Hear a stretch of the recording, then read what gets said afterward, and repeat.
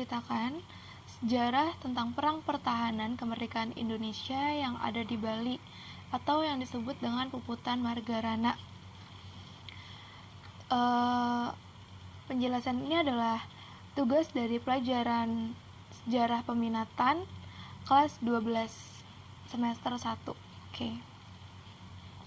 Puputan Margarana. Puputan Margarana. Puputan dalam makna Bali memiliki arti yaitu sampai titik darah penghabisan, sedangkan Margarana yaitu lokasi pertempuran tersebut. Puputan Margarana terjadi pada 20 November 1946. Pertempuran ini dilakukan secara habis-habisan oleh pejuang rakyat Bali melawan pasukan Belanda yang ingin berkuasa kembali di Bali. Puputan Margarana merupakan salah satu perang terdahsyat yang ada di Bali yang dipimpin oleh Letnan Kolonial I Gusti Ngurah Rai. Puputan Margarana menjadi medan perjuangan rakyat Bali yang tidak ingin dijajah lagi oleh Belanda.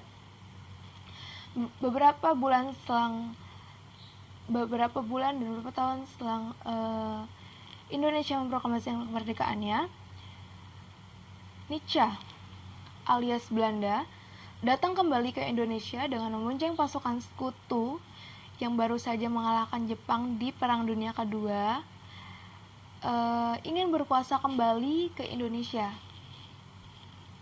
Pada 2 Maret 1946, 2 batalion pasukan Nietzsche mendarat di Bali.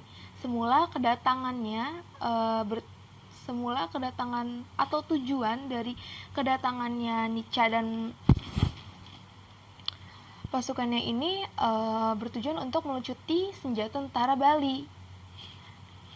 Hadirnya pasukan Belanda di Pulau Dewata tentu saja ditentang oleh kaum pejuang rakyat Bali. Dan pada saat itu mulailah pertempuran kecil antara pejuang Bali dan Belanda. Pada saat itu Nietzsche juga mengajak berunding melalui surat dari Letnan Kolonial GBT Konik kepada I Gusti Ngurah Rai. Namun secara tegas I Gusti Ngurah Rai menolak perundingan tersebut. Ia menegaskan selama Belanda masih menginjakkan kaki di Bali, perlawanan pejuang dan rakyat akan terus dilakukan. Pada 18 November 1946, markas pertahanan atau militer Belanda di Tabanan, Bali diserang secara habis-habisan oleh I Gusti Ngurah Rai dan pasukannya. Hal ini membuat Belanda murka dan pada saat itu Belanda mengerahkan seluruh kekuatannya untuk menyerang, untuk mengepung Bali, khususnya Tabanan. Pasukan yang dikirim Belanda tersebut mulai melakukan serangan pada 20 November 1946 dengan menembaki area pasukan warga Bali. Pada saat itu I Gusti Ngurah Rai dan pasukannya belum secara langsung menyerang balik dari serangan dari Belanda tersebut karena minimnya persenjataan dan pasukan I Gusti Ngurah Rai pada saat itu. Pasukan Belanda yang kira-kira berjumlah 20 orang mendekat dari arah barat laut, mendekat ke arah I Gusti Ngurah Rai dan pasukannya. Namun beberapa saat kemudian terdengar suara tembakan. 17 orang pasukan Belanda ditembak mati oleh pasukan Ciung Wanara yang dipimpin oleh I Gusti Ngurah Rai. Jadi Ciung Wanara itu adalah pasukan I Gusti Ngurah Rai dan pengikut-pengikutnya. Setelah mengetahui bahwa pasukannya mati, Belanda melakukan aksi serangan dari berbagai arah atau aksi balas dendam. Namun upayanya ini beberapa kali berhasil dibendung oleh pasukan Ciung Wanara dan pasukan Ciung Wanara berhasil menyerang balik Belanda. Tidak hanya itu, Belanda juga sempat memberhentikan aksi serangannya selama sejam. Mungkin mengapa Belanda memberhentikan aksi serangannya itu, Belanda memperbanyak pasukan-pasukan lagi dan persenjataannya yang lebih kuat. Oke.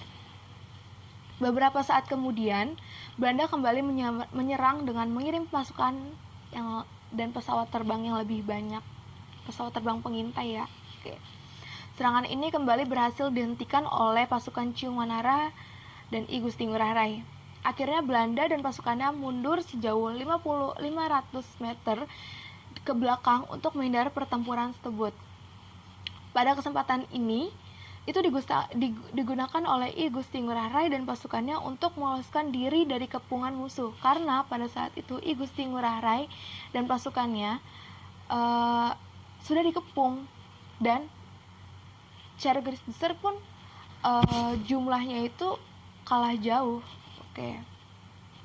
Dalam perjalanan meloloskan diri, tiba-tiba Belanda mengirimkan pesawat terbang untuk memburu I Gusti Ngurah Rai dan pasukannya. Dan pada saat itu, untuk terakhir kalinya, I Gusti Ngurah Rai menyuruhkan puputan, yang berarti habis-habisan. Jadi pertempuran tersebut dilakukan secara habis-habisan atau titik darah penghabisan. Oke. Dan pada saat itu, I Gusti Ngurah Rai bersama pasukannya bertempur melawan Belanda sampai titik darah penghabisan. Dan gugurlah I Gusti Ngurah Rai dan pasukannya pada saat itu. Oke. Dikutip dari situs Kementerian Pendidikan dan Kebudayaan, I Gusti Ngurah Rai dan 1.372 pejuang Dewan Perjuangan Republik Indonesia Sunda Kecil gugur dalam puputan Margarana. Oke, terima kasih. Itu saja penjelasan atau cerita yang dapat saya sampaikan. Kurang lebihnya mohon maaf. Kalau misalkan ada yang salah atau ada yang keliru, mohon dimaafkan. Wassalamualaikum warahmatullahi wabarakatuh.